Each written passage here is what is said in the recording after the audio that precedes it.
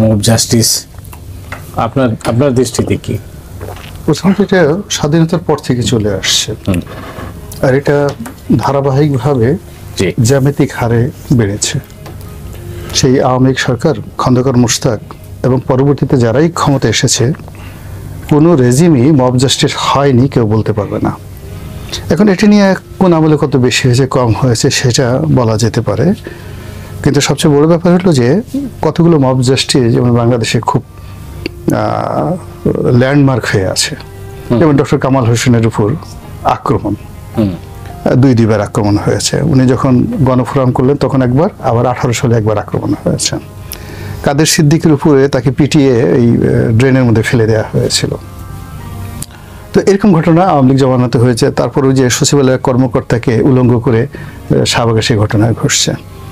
তো এরকম সব সময়ের যে ঘটনাগুলো ঘটেছে তার সঙ্গে নির্মমতা, নিষ্ঠুরতা যা হয়েছে সেটার সাথে অন্য কোনো কিছুর তুলনা করা যায় না। কিন্তু এই গত 10 মাসে যে সকল মব হয়েছে, এইরকম মব আসলে কোনো কার্যকরণ ছাড়া, তারপর শেষে সংগঠিতভাবে এবং যাকে বলা হয় প্রশাসন রাষ্ট্রযন্ত্রকে তুড়ি দেখিয়ে, বুড়ো আঙ্গুল দেখিয়ে সেই মব জাস্টিস করার পরেও যারা এই কাজগুলো করেছে, আমরা এটাকে এখন মব সন্ত্রাস বলছি, মবক্রেসি বলছি, তাদের একটা পশম স্পর্শ করার মতো ক্ষমতা রাষ্ট্রযন্ত্রের নেই। এরকম ঘটনা আসলে স্বাধীনতার পরে এই গত 10 মাসে যেটা হয়েছে আগে কখনো হয়নি, কিন্তু সবসময় কিন্তু হয়েছে। সেটার একটা লিমিটেশন আছে এবং প্রত্যেকটার একটা কার্যকারণ আছে।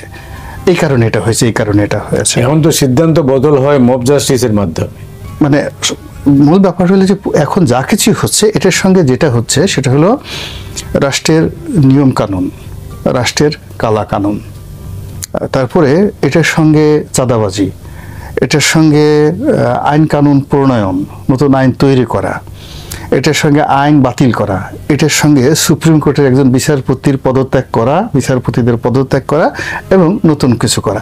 মানে এই যে ঘটনাটা, এটা বাংলাদেশের প্রেক্ষাপটে যা কিছু হয়েছে, এই কলঙ্ক সারা জীবন থেকে যাবে। বাকশাল যেভাবে একটা কলঙ্ক রয়ে গেছে, তারপর সে ইন্ডিমেন্টি অধ্যাদের যেভাবে কলঙ্ক রয়ে গেছে, 75-এর 15 আগস্ট যেভাবে কলঙ্ক, ঠিক এইভাবে এই মবক্রেসিটা, এই সময়ের এই কলঙ্কটা আমাদের সারা জীবন আমাদের চরিত্রে থেকে যাবে। যে উই আর এ নেশন, আমরা এমন একটা জাতি যে জাতির মধ্যে একটা নির্দিষ্ট সময় আমরা এইরকম মবক্রেসিতে জড়িয়ে পড়েছিলাম, এবং আমরা তখন আমাদের কে বাবা, কে মা, কে সম্মানিত, কে অসম্মানিত, কে সেনাবাহিনীর মেজর জেনারেল আর কে চৌকিদার, আমরা এই ডিফারেন্সটা করতে পারিনি এবং আমরা সবাই এটার ভয় আতঙ্কিত ছিলাম। এখন এই মবটা এমন একটা অবস্থায় চলে গেছে যে এখানে সমাজের একেবারে নিম্ন স্তর থেকে শুরু করে ঊর্ধ্ব স্তর, সবচেয়ে কর্পোরেট জগতের যিনি মানে আইকন, ধরেন ইস্পাহানি গ্রুপের মালিক কিংবা অন্য ভালো কোম্পানির মালিক থেকে শুরু করে একেবারে গ্রামের যিনি প্রান্তিক চাষি, তার মধ্যে যেভাবে আছে ইউনিয়ন পরিষদের চৌকিদার থেকে শুরু করে স্বয়ং ডক্টর মোহাম্মদ ইউনূস, তিনিও এই যে মবক্রেসি, এর যন্ত্রণা থেকে, এর ভয় থেকে, আতঙ্ক থেকে মুক্ত নন। আপনি, আমি, আমরা সবাই এইরকম। মানে এটা করোনার চেয়েও ভয়াবহ, এটা পারমাণবিক বোমার চেয়েও ভয়াবহ, এমনকি এটা আমি মনে করি বাংলাদেশের ক্ষেত্রে ইসরায়েল এবং নেতানিয়াহু তার চেয়েও ভয়ঙ্কর অবস্থায় দেখা দিয়েছে। তো যার জন্য এটা নিন্দা জানানোর ভাষা বা নিন্দা জানানোর মধ্যেই আমাদের কর্ম নয়। আমাদের মনে হয় যে আমাদের এটা রেনেসা দরকার। সমাজে যারা রাজনীতি করেন, বুদ্ধিজীবী আছেন, বিবেক আছেন, তাদের সবাইকে এই ব্যাপারটাতে সচেতন হতে হবে এবং যার যার অবস্থান থেকে সচেতনতা বৃদ্ধি করতে হবে। এখানে দুদু সাহেব যে জিনিসটা বলেছেন খুবই একটা তাৎপর্যপূর্ণ। মূল ব্যাপারটা হলো যে মবটা যে হচ্ছে, এটা যে একেবারে এমনি এমনি হচ্ছে তা নয়। এটার পেছনে একটা ক্ষোভ আছে, ক্রোধ আছে, ঘৃণা আছে এবং একটা কারণ আছে। আবার এই যে এই কারণটা যে নিষ্পত্তি হবে, সেই নিষ্পত্তি হবে তারও অ্যাসুরেন্সটা রাষ্ট্র থেকে আসছে না, রাষ্ট্র থেকে আসছে না। সমাজের যে মান্যগণ্য, সমাজের একটা চেইন অফ কমান্ড থেকে, রাষ্ট্রের একটা চেইন অফ কমান্ড থেকে জুলাই আগস্ট বিপ্লবের পর এই পুরো জিনিসটা ভেঙে গেছে। এখন দেখা গেল যে যারা বিক্ষুব্ধ তারা পুলিশের আইজিকেও যেভাবে ট্রিট করছে, কনস্টেবলকে একইভাবে ট্রিট করছে, তারা সুপ্রিম কোর্টের বিচারপতিকে যেভাবে ট্রিট করছে, সুপ্রিম কোর্টের যে পেশকার যে আছে একইভাবে সে ট্রিট করছে। এই জায়গাটাতে সামাল দেওয়া, হাল ধরার দায়িত্ব হলো রাষ্ট্রযন্ত্রের। ঠিক সেই রাষ্ট্রযন্ত্র গত 10 মাসে অন্য যেখানে যেখানে করা দরকার সেখানে তারা ফেল করেছে, এই জায়গাটাতে মারাত্মক ফেল করেছে। এবং এই আতঙ্কের কারণে আমাদের প্রোডাক্টিভিটি কমে গেছে। আমাদের সকলের যে ন্যাশনাল একটা জাতীয় সাহস আছে, এভারেজ একটা জাতির একটা সাহস আছে। এই জাতি পদ্মা নদীর মধ্যে পড়ে গেলে সে যাকে বলা হয় তীরে আসতে চায়, এই একটা এদের একটা ন্যাশনাল সাহস। আমাদের দেশের বন্যা হলে সে বন্যা মোকাবেলা করার জন্য লোকজন রাস্তায় দাঁড়িয়ে থাকে। একদিকে বাড়িঘর ভাঙছে, মানুষ রাস্তায় দাঁড়িয়ে আছে। এরপরে মানুষের বিপদে আপদে কোনো লোক মারা গেল বা কোথাও আগুন লাগলো বলতে হয় না, এটা আমাদের একটা জাতীয় বীরত্ব, আমরা এগিয়ে যাই সাহায্য করার জন্য। এই মব জাস্টিসের ফলে আমাদের এই যে জাতীয় যে চরিত্রগুলো, টু হেল্প সামবডি, তারপরে সে নিজেকে রক্ষা করার জন্য, অপরকে রক্ষা করার জন্য, সার্ভাইভ করার জন্য যে একটা আর্ত উপলব্ধি, যে একটা জাগরণ, যে একটা সাহস, এই পুরো জিনিসটা ধসে পড়েছে। ফলে যে যার জায়গাতে আমরা আছি সেই জায়গাতে আমরা স্টপ হয়ে সময় পার করছি, দেখি না কি হয়, সামনে কি আসছে। বের হওয়ার সলিউশন কি? বের হওয়ার সলিউশনটা হলো যে প্রথমটা হলো যেহেতু একটা রাষ্ট্র আছে, রাষ্ট্রের যিনি প্রধান ব্যক্তি ডক্টর মোহাম্মদ ইউনূস এবং তার যারা উজির এবং নাজির রয়েছেন, তাদেরকে আসলে সত্যিকার অর্থে 3টি জায়গাতে, মনে, মস্তিষ্কে এবং আচরণে সমতা আনতে হবে। রাষ্ট্রে সব জিনিস সহ্য হয়, কিন্তু রাষ্ট্র মুনাফিকে সহ্য করে না। আপনি রাষ্ট্রপ্রধান হিসেবে, সরকার প্রধান হিসেবে কিংবা অ্যাডমিনিস্ট্রেটিভ প্রধান হিসেবে যখনই মুনাফিকি যে করার চেষ্টা করেছে, সেটা উপজেলা চেয়ারম্যান হোক, এমপি সাহেব হোক, প্রধানমন্ত্রী হোক, তাদের সবারই পতন হয়েছে এবং খুবই নির্মম। এখানে যে জিনিসটা আছে যে আপনি যা বিশ্বাস করবেন, যা বলবেন এবং সেটা করে ছাড়বেন।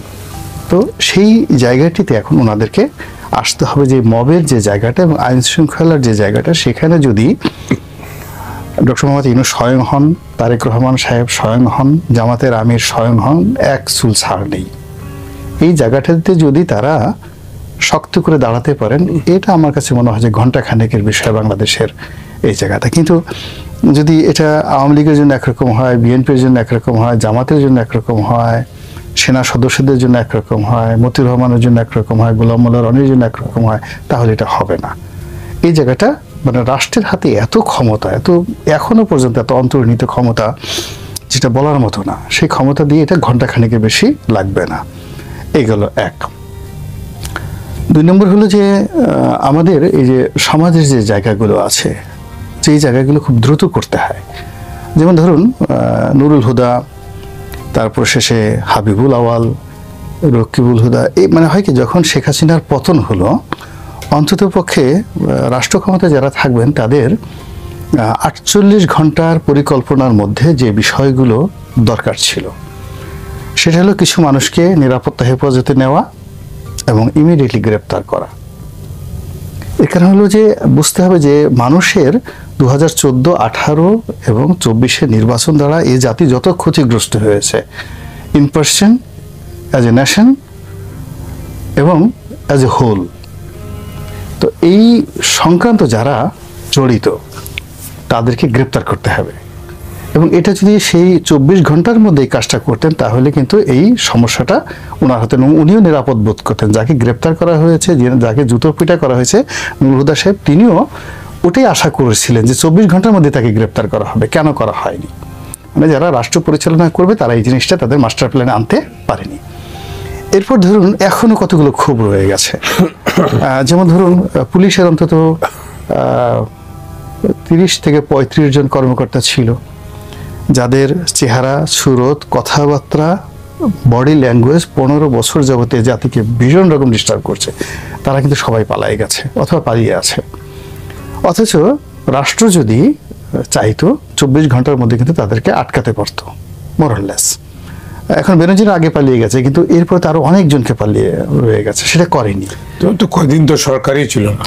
না না, সরকার ছিল না, কিন্তু রাষ্ট্র তো চলছে। আপনি ধরুন 10 তারিখ থেকেই ধরেন, যেদিন থেকে সরকার হলো, কিন্তু সেনাপ্রধান তো বলছেন যে আমি দায়িত্ব নিলাম, জাতির দায়িত্ব নিলাম। কিন্তু তিনি যদি 700 লোককে বা 600 লোককে তার জায়গাতে হেফাজত করার মতো বা নিরাপত্তা দেওয়ার মতো বুদ্ধি তার আসে, তার সঙ্গে সঙ্গে তো তার তো এই বুদ্ধিটাও আসা উচিত যে খায়রুল হক সাহেব কোথায় আছে, জাস্টিস খায়রুল হক সাহেব কোথায় আছে, তাকে তো মানে অ্যাটলিস্ট এই এত বড় একটা বিপ্লবে সেনাবাহিনী খায়রুল হক সাহেবকে ধরেছে, গ্রেপ্তার করেছে, এটা জাতিকে প্রেজেন্ট করার সাথে সাথে সারা মানুষ তো মানে যে মানে শক্তি রয়েছে, মানুষ খুশিতে ট্যাঙ্ক মাথায় করে নাচার চেষ্টা করতো, মানে ট্যাঙ্কের উপরে তো অনেকে লাফিয়েছে আনন্দে। এইবার করতে গিয়ে যদি সেনাবাহিনী খায়রুল হক সাহেবকে গ্রেপ্তার করতো, কিংবা এই সেনাবাহিনী যদি 6 তারিখই নুরুল হুদা সাহেবকে গ্রেপ্তার করতো, তাহলে তো মানুষ মানে খুশিতে এমন অবস্থা করতো যেটা বলার মতো মব জাস্টিস গুলো হতো না। এই জিনিসগুলো বুঝতে হবে, অর্থাৎ যার যে দায়িত্ব এবং কর্তব্য সেটা পালন করেনি এখনো পর্যন্ত। আপনি চিন্তা করেন 3টা পার্লামেন্ট, শিরিন শারমিন চৌধুরী কোথায়? আমি কেন তাকে ধরে রেখেছি? তার ব্যাপারে কারো কোনো বক্তব্য নেই, কেন বলেন তো? জিনিসটা কি? আপনি যদি নিরাপদ স্থানেই আছে না, এখন যদি আপনি ধরেন শিরিন শারমিনকে আপনি খুব সম্মান দিয়ে রাখবেন, তাহলে নুরুল হুদা সাহেব বেচারা অন্যায়টা করছে কি? হাবিবুল আওয়াল সাহেব অন্যায়টা করছে কি? আপনি দুধ খাবেন, মাখন খাবেন, দুধের সর খাবেন, মালাই খাবেন, কিন্তু আপনি আস্তে গরুটা আছে গরুর বানটা কেটে দিবেন, তা তো হয়। এখানে যা কিছু হচ্ছে মানে সবকিছু এলোমেলো। এখনো এই বাংলাদেশে জনগণকে খুশি করেছেন। আমি যেটা কয়েকদিন আগে আমার নিজের জায়গাতে বলছিলাম, ভাই, এই আপনার দৃষ্টিতে কি? আমার দৃষ্টিতে হলো সোশ্যাল মিডিয়া এখন সারা দুনিয়াতে সবচেয়ে শক্তিশালী মিডিয়া, মূলধারার গণমাধ্যম বেশি। এখানে যারা খুব দ্রুত অনার সৃষ্টি তৈরি করে, আমার ক্ষুদ্র অভিজ্ঞতা হলো তারা বছর খানিকের বেশি সাস্টেন করতে পারে না। এইগুলো এক। 2 নম্বর হলো যে এখানে মন্দ ভাষা, গালাগাল, এই টোটাল জিনিসগুলো 1 মাসের বেশি আসলে বা 10-12 বারের বেশি মানুষ শুনতে পছন্দ করে না। যেমন দেখেন একটা সময় আমাদের দেশে গালি সম্রাট বলতে সেফায়েতুল্লাহ সেফু খুব জনপ্রিয় হয়ে গেল। তো অনেক বড় বড় রাজনীতিবিদ, মন্ত্রী, এমপি তারা গোপনে দেখা গেল সে শেখ হাসিনার কি গালি দিচ্ছে, একটু শুনে আসি আজকে কি গালি দিচ্ছে। কিন্তু এটা 3-4 মাস পরে মানে আর রইল না। এখন কিন্তু তার কথা কেউ শুনছে না বা তার গালি কেউ শুনছে না। তো এখন দেখলাম যে সে একদিন আমাকে টেলিফোন করে, তাই বললাম যে আপনি এইভাবে কথা বলেন কেন? তো সে বলল, রনি ভাই আমাকে কে চিনতো? তা আমি যদি কথা না ওইভাবে না বলতাম, আমি এখন মওদুদ আহমেদকে টেলিফোন করে সেটা ভয়ে আমার সাথে 2-3 ঘন্টা কথা বলে। তো মওদুদ আহমেদ সাহেবের মতো লোক আমি 2-3 ঘন্টা ব্যস্ত রাখছি এই আমার গালি দিয়ে। অনেক সময় তো তিনি আমার টেলিফোনও ধরতেন না। এখন তো মানে আমি জাস্ট উদাহরণ দিলাম। এভাবে আওয়ামী লীগের যত বড় লোক আছে মানে যদি বলতো আমি অমুক টেলিফোন করছি, তার সাথে ভয়ে ঘন্টার পর ঘন্টা গালি খাওয়ার ভয়ে টেলিফোন করতো। এখন তিনি কিন্তু নেই, নো হায়ার। এখন যারা এই সেফায়েতুল্লাহ সেফুকে ধরেন অনুসরণ করছে বা করে যাচ্ছে, তাদের অবস্থা কিন্তু খুব দ্রুত অনেক আলটিমেটলি অনেকে হারিয়ে গেছে, আর যারা 2-1 আছে তারাও হারিয়ে যাবে। একইভাবে দেন আমাদের দেশে কিছু অপসংস্কৃতি, কিছু মানে নায়ক নায়িকা, কিছু মানে অশ্লীলতা, একটা সময় দেখেন আমরা ময়ূরীকে একবার টপ নায়িকা মনে করা হতো, কিন্তু হারিয়ে গেছে। কিন্তু এখন মানুষ যদি পুরনো খুঁজতে যায়, কবরীকে আপনাকে খুঁজতে হবে, শাবানাকে খুঁজতে হবে, সুচন্দা ববিতাকে খুঁজতে হবে। তো এরকম এই যে মবক্রেসি বলেন আর অশ্লীলতা বলেন আর সামাজিক মাধ্যমে যে ভাইরাল হওয়ার যে ট্রেন্ড অ্যান্ড ট্রেন্ডেন্সি বলেন, এখানে যারা তৈরি করে এবং যারা রেসপন্ড করে, এটা অনেক সময় ওই জোয়ার আসলে যেমন নতুন মাছ লাফালাফি করে, ঠিক ওটার মতো জোয়ারটা চলে যায়, মাছ ধরা পড়ে যায়, এরপরে আর কোনো কিছু থাকে না।